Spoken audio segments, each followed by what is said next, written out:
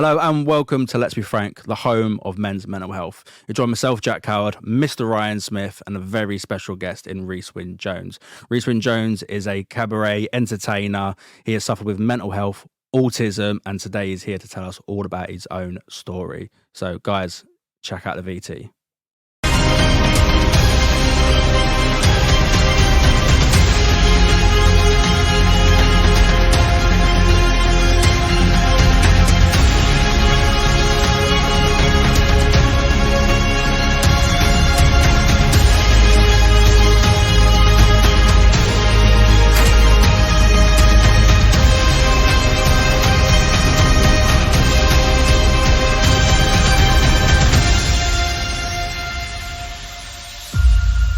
Please welcome to the show, Mr. Rhys Wynne-Jones. How you doing, mate? Hey, buddy. Thank you for having me on today. It's great to be here. No, not a problem, mate. Listen, we've been speaking quite a while now. Today is the first time I've been able to actually meet you in person, which is incredible. I know you've got a really good relationship with Ryan. And relationship, friendship, whatever you want to call it. Straight to the point. I love him. You love him. Absolutely do.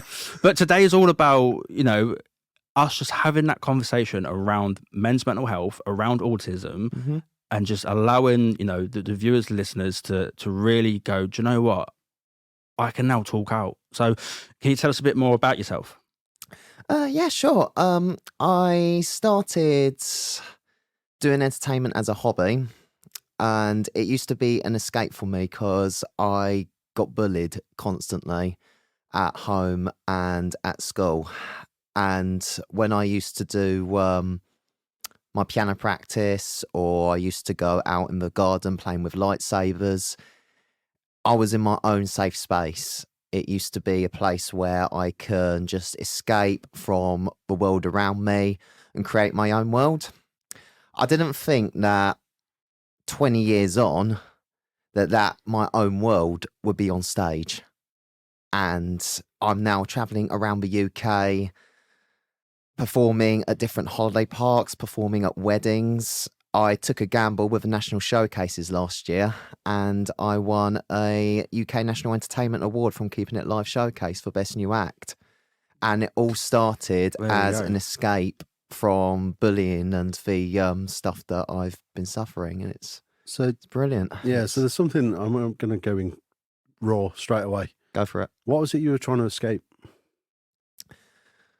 I was often compared to other kids, mainly by my mother and my father, but my father was a bit more supportive. He saw that I had talents, and especially with my piano, so he used to push that. But my mother suspected I was autistic when I was younger, and I think she was ashamed of it because she never got me help for it. She used to try and hide that fact that I was different from other kids, and she had a really difficult family history with autism. My uncle Chris had really extreme autism. I don't know too much about him because my mum was ostracized from that part of the family, but what I do know is that Uncle Chris was violent with his autism and he was put into care. So I don't know if that was a reason why my mother kind of gave me a hard time as a kid. She still gives me a hard time today as an adult. We don't talk. It's difficult, but you can't let these difficult things stop you. You got to keep on living.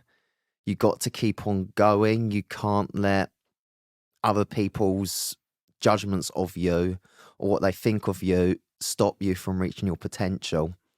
So what I've been doing is I've been using that fire, that anger that I have, and generate into something positive, something creative, and it just put me deeper into this world that I used as a kid to escape from being bullied. And then I learnt more skills, just kept on learning, and it was just hobbies. It never meant to be a career. And the reason I went into the army in the first place, Ryan, I mean, this is where we met. The reason I went in was to find a family. to find a place where I can be accepted, where I can be loved. It's a hard one. It's first of all, it's incredible and positive how you've used this tough raw emotion essentially and put it into this positive outlook on life, especially everything that's happened. And I can definitely, say that the family you get within the army, within the military, is one like no other. Served 9 years of that, and I've got guys in there and girls in there who are family. Then they're probably more brothers and sisters to me than what normally family are, because of that bond that you have, and especially with what we went through. But I want to come back on you as a child, if you don't mind. And obviously you had these two different parents essentially growing up. You've got the dad who's really, really supportive. You've got the mum who is kind of fearful, let's say. That's what I'm looking at. It's fearful of, her seeing, her brother, what he'd gone through, and now maybe having that fear factor of, like, I don't want my son to go down the same path. Maybe there's that shielding aspect there. I'm not quite sure. But as a kid growing up, how did you deal with trying to be you at that time with them two different aspects of parents? I spent a lot of time on my own. I spent a lot of time away from my parents. I was either gaming, doing homework, or in my own make-believe world, doing my piano, doing my stuff in my back garden, because I used to do a bit of archery, I used to do a little bit of sports. I did a lot of variety of things as a kid, and the reason I had all these experiences was that I felt safe, like, doing things away from other people. Because when I went to school, I had next to no friends. In primary school, I had no friends. In secondary school, I did have a few friends, but at the start of secondary school, I still had no friends. But when I went into college and university, things got a bit better, but I still received a lot of abuse. I've been physically beaten. I've been mentally, emotionally put through the ringer. Some of the things that have been done to me, I find it hard to talk about. And I just like to separate myself from the world and go into my own world, which has now become my show, and now it's become my career. But what I've experienced of the world as a kid was very negative. So when I found out that there are people that are being nice to me, I don't know how to take it. It's a shock, isn't it? It is, It's man. quite It difficult. really is. Having them two different emotions, Yeah. that'd be quite hard. Yeah, and I just want to touch on a few things, buddy, and I gained a brother back 2015, 2016. So I get that family. We don't see each other often, but I'm always there, and if I need to talk, that's there. So for that, I just want to say thanks. You mean more to me than you probably know. All right. And it does hurt knowing that you've gone through some of the stuff, but looking at, I've heard you play a piano, and the way you look at music and sheet music, and you listen to something, I know how it works in your head because you can hear it and you play it, and if anybody gets the opportunity to listen to him, my God, it will change the way you look at music. It's magical. But from what you've kind of gone through and what you've built, I'm proud of you. I really am proud of you. And to, I know some of your stories from when you was a kid, and I know what you've gone through.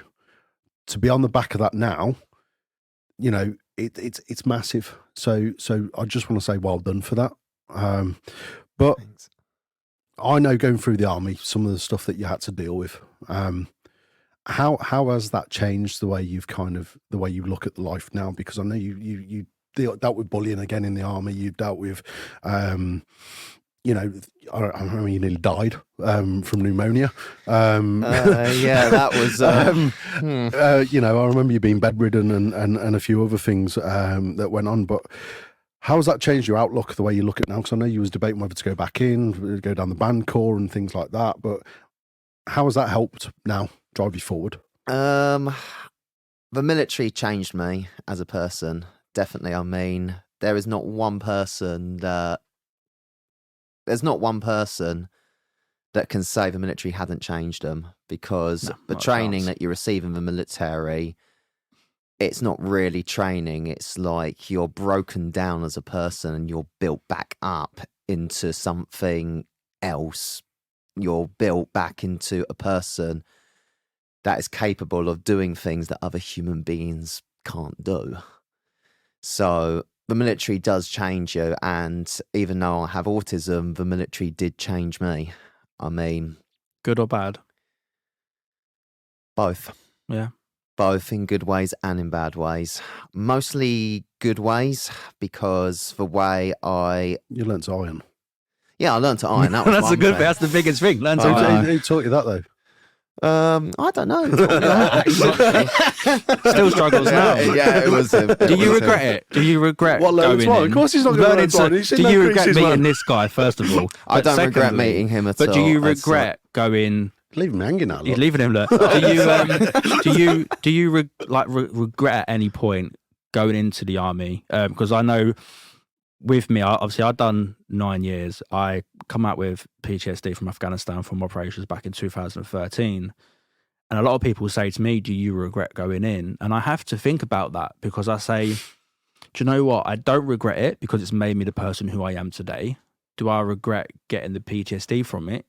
Yes, in a way, but could I have got that from being a civilian and, you don't know. So for me, I never regret going in. The last 2 years were horrendous. I just didn't enjoy it. So, but have you ever sat there and thought, you know what, I really regret doing that? Yes, definitely. It depends on the day. And there are good mental health days and bad mental health days. There are days when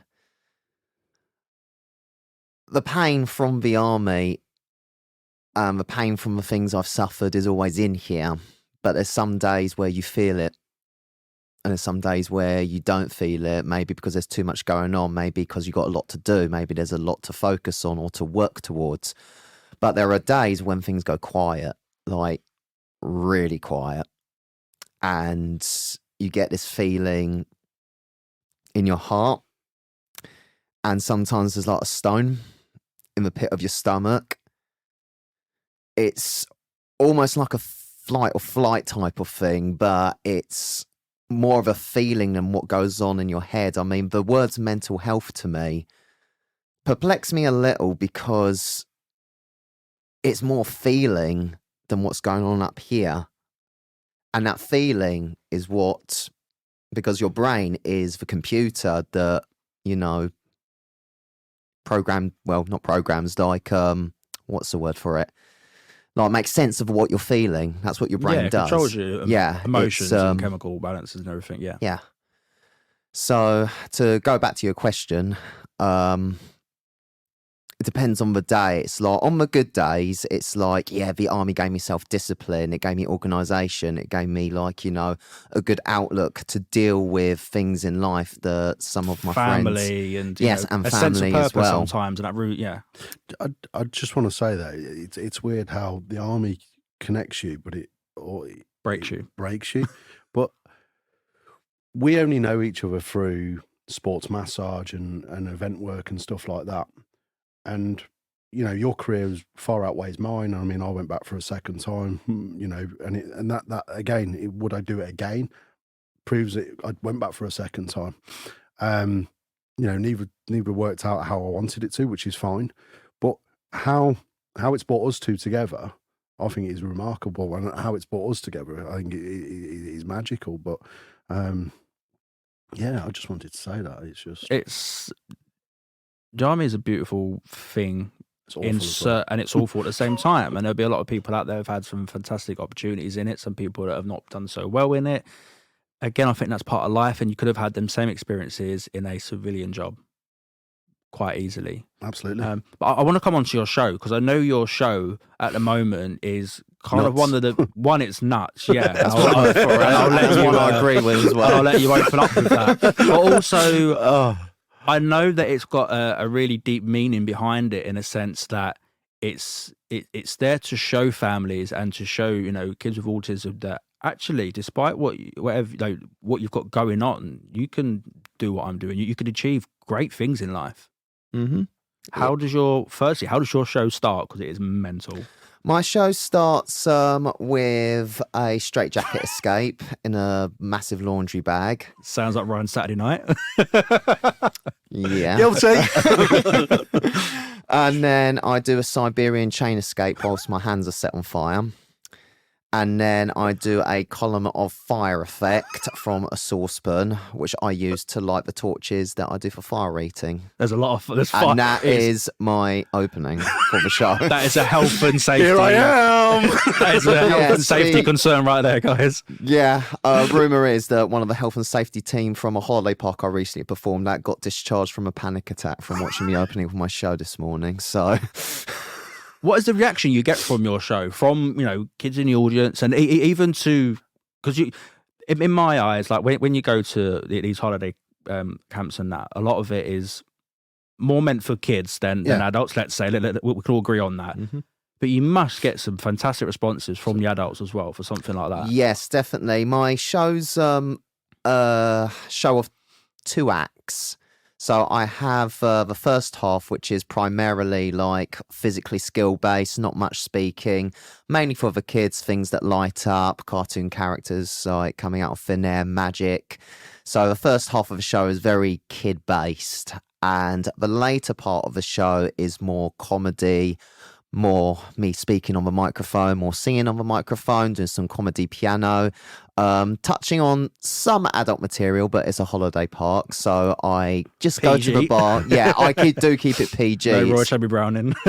Oh, no. No, I used to do like some adult songs like when I first started, but I don't do it now because I don't need to. I do some comedy songs. There's one song that I do called the Assumption Song, where it's like I sing a line and then the word is going to be something rude, but then I change it last minute, and it always gets like laughter from the adults. And I do tributes to the 2 Ronnies. I've done my own version of a Mastermind sketch, answering the question before last, and I put like modern celebrities in there, like Boris Johnson, Donald Trump, and Liz Truss, and I just ridicule them. Yeah, I ridicule them, and the adults love it. So yeah. Now, I'm going to throw a curveball in here. A few years ago, you lost somebody close to you. And I know you're not going to, it's kind of a blind side, but I know you did a tribute. Part of your act was a tribute to him. Do you still use that today? I wouldn't have the show I had today without this person. Okay. This guy was right at the start of the entertainment career. He was one of the first entertainers I ever worked with. And he inspired me on how to, like, because I come straight out of the army when I went into entertainment, I didn't know how to communicate with kids or how to do a show for kids or how to host a kids game show.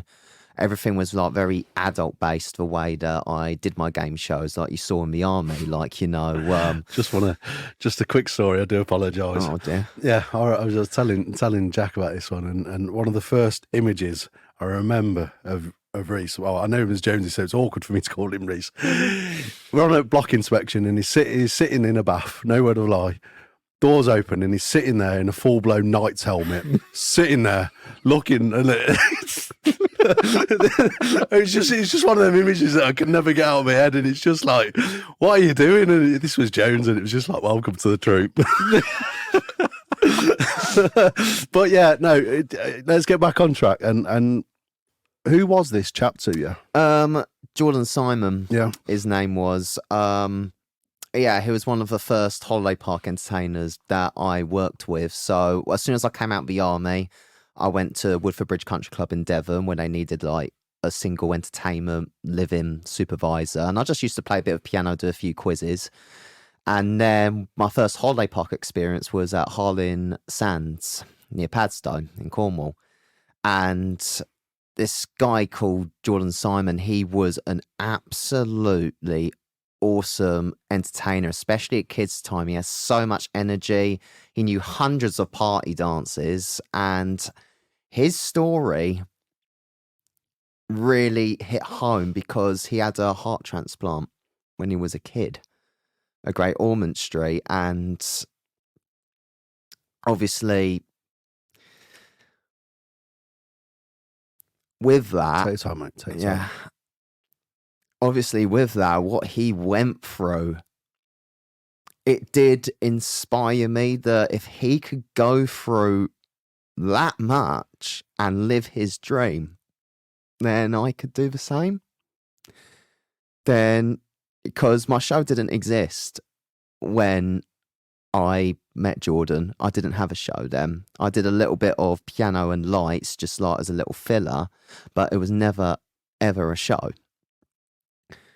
And it was only when I went to my next holiday park, Marley, that a manager says, I love your skills, you need to do a show. And I was like, oh yeah, Jordan Simon said that. So, okay, I'll do my show and I'll put a few piano songs together, do a couple of light shows. And that's all it was, piano and lights. I didn't do any comedy, didn't do any magic, didn't do any fire back then.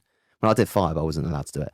And from that Thursday night, everybody was like, I've never seen a show like that at a holiday park before. That's amazing. You need to keep going with it.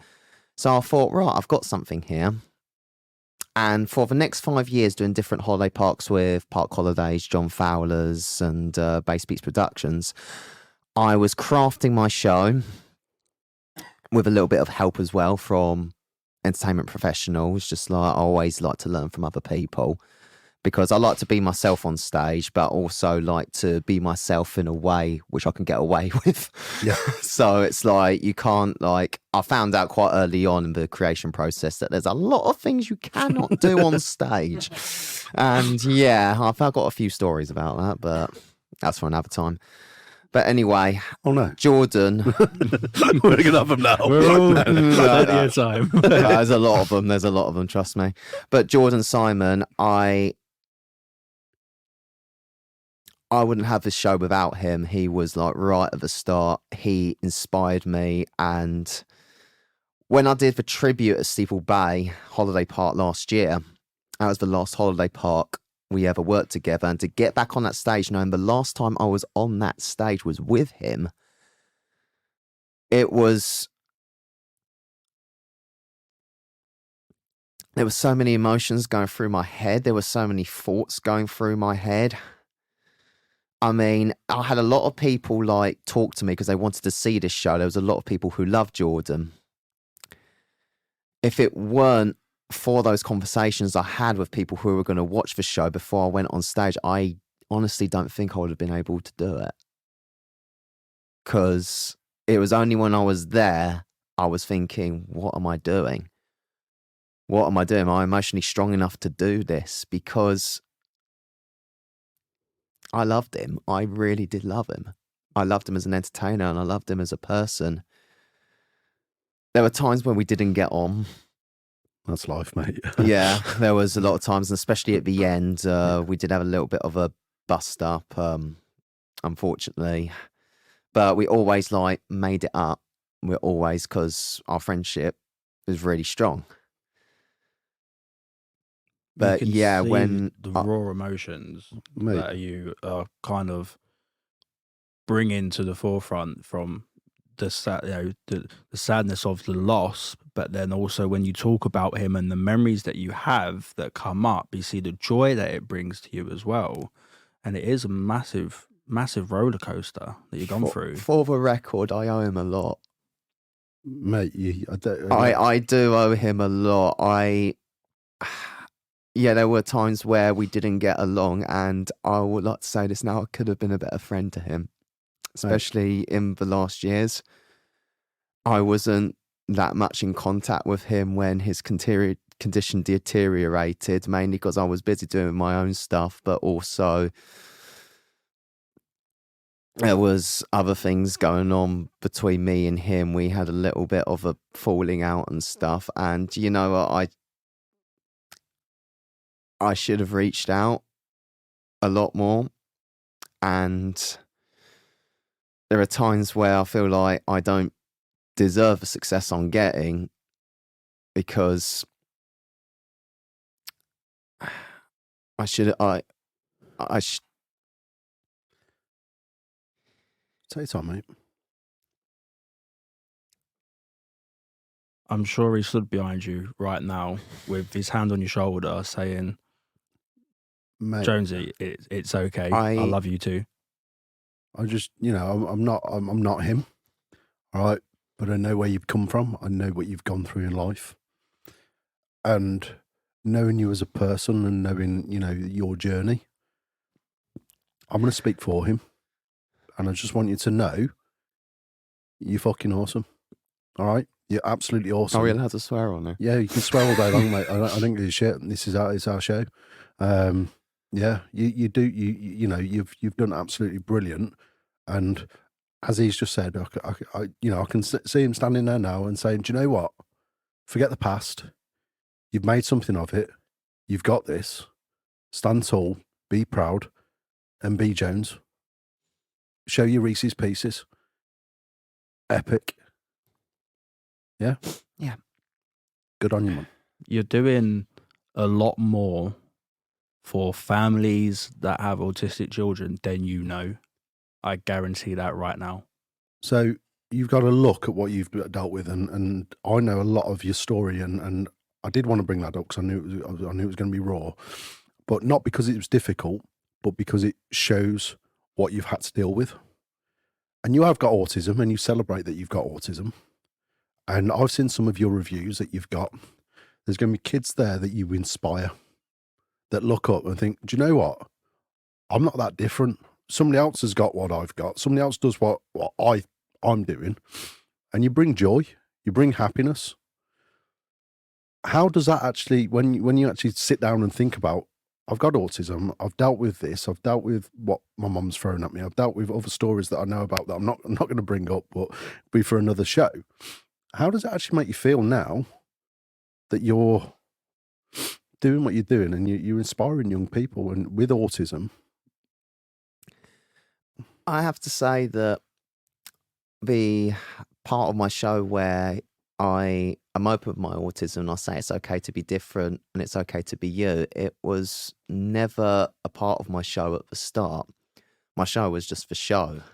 And I only brought that part of myself into it, was open about it when families identified that I was autistic whilst watching me on stage. They saw that I was, because they came up to me and said, "You're autistic, aren't you?" Or, "Are you autistic?" Because and I was like, "Yeah."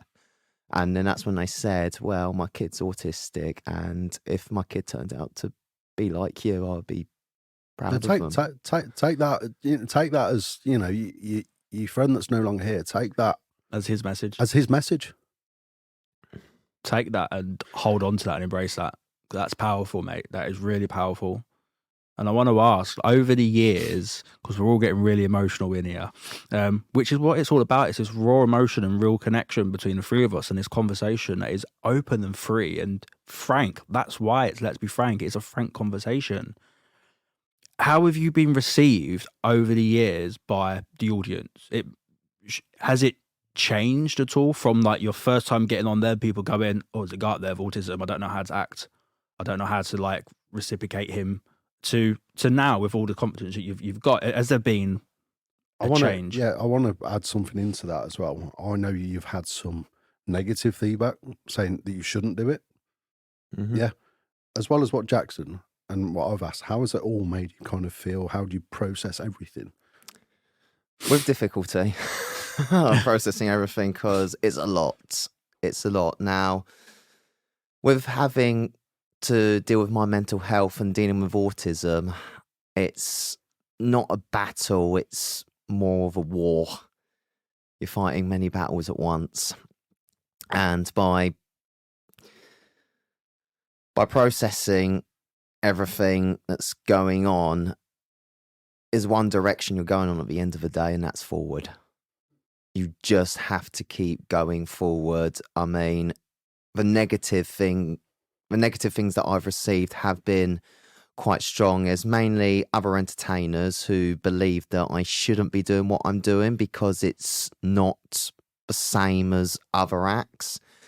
Because when I was told about doing a cabaret when I first started, I thought I'd never have one, because I was told, right, cabaret, you got to sing these songs, you got to do what the audience wants, you got to like do what the audience likes, you got to sing, and it's like you got to sing, you got to sing, you got to sing. But then I'm like, well, what if I don't want to sing? What if I want to do something different? And went, no, you can't do that. You can't do that. And I've had other entertainers laugh at me saying, oh, no, that will never be a success. No, that show will not work. And it's like, well, I'm proving them wrong. And it's evidently I'm proving them wrong. I mean, I'm getting bookings. I'm at Haven. I've got an inquiry for Butlins. I've even got an inquiry for a cruise ship contract now for my show. So just because people tell you things doesn't mean they're right. I just want to say he does the best magic trick with cards. It was shown us earlier, and they totally vanished. They're not even here anymore. Not even in the studio. That's how good it was. It's just vanished. I mean, booking, man. Booking, we're going out loud. This guy. But before we kind of bring the show to a close and that, firstly, right, have you got any more questions, thoughts? I've got so many questions, so many. 2 hour slot. Yeah, so many, but we haven't got the time today because he's got another booking to go to. So that just shows it. But no, for me, Jones, Rhys, I do call it, for me it is Jonesy. It will always be Jonesy. But Rhys, your story is powerful. Your show is awesome. Just use it, brother. Just use it. Just drive it and keep going. And when you do have them days, don't hide in your shell. Know that you can drop us a message. We're here for you. Thank you. Yeah, I second that. I mean, we're talking a while now, obviously, with everything that's going on, talking through Ryan, and I am an attachment of you. So you need anything, please just reach out and have that conversation. Be open and keep doing what you're doing, mate, because it's powerful stuff, really powerful. It's awesome. And I want to finish on the final question. Have you got any advice or any thoughts that you could pass on to families that have autistic children or people with autism, and even the kids themselves? Or what words of wisdom, let's say, could you pass on to them? That's a big question, very big question. What I would say, honestly, to any families with autistic children or to autistic children themselves, it's okay to be different. It's okay to be you. And that's the tagline I always use. But don't listen to anyone else that doesn't care about you. I mean, and even if people do care about you, you can listen. But if it's something don't feel right and you feel like you need to do something to reach a potential or reach a goal, do it. Because at the end of the day, no matter what you got or what you haven't got, it's your life. I may have autism, but I've taken control of my life. And if you're prepared to put the hard work in, because even though I do have a disability, you still got to put that hard work in, and being disabled, you're going to have to put in a bit more hard work than others depending what you got. But you can still get your dreams. There are no rules. There are no... Sorry. No, mate. No. Absolutely. It's powerful. It is really powerful. I've watched you grow from 2015 through till now, mate. And for you to be lost for words is something short of a miracle. But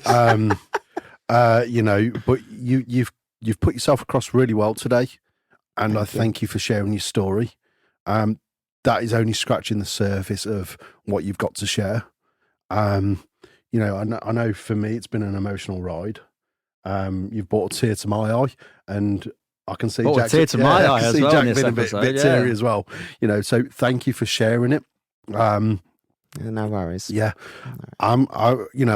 for me, mate, this is what Let's Be Frank is. We've been frank. We've had a good conversation. We've had a cry. We've had a laugh. But ultimately, guys, the message is simple. Stand up, speak out, and use your voice.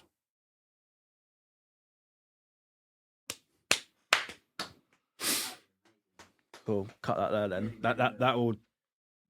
I was going to come in with an outro and say like, thank you for coming on that. But You finished finished that. See, now you can do the outro. So Jonesy. we close the show. But that's how we. That's how we do it. That's us. That's good. So that'll work. Yeah, that works. But Brilliant outro. I love that. But great conversation, lads. Really, really good. Well done for being so raw and Yeah. honest and just true. Yeah. it's the first show I've cried on. You cry on everyone. Do you do it in person often? No, this is the first. No, that's the first time in one. person. It's always It's different, isn't it? it's always on camera. Yeah. Yeah, it really was. Good mate. We done? Yeah, that's it. Yeah. I need to give you my VT.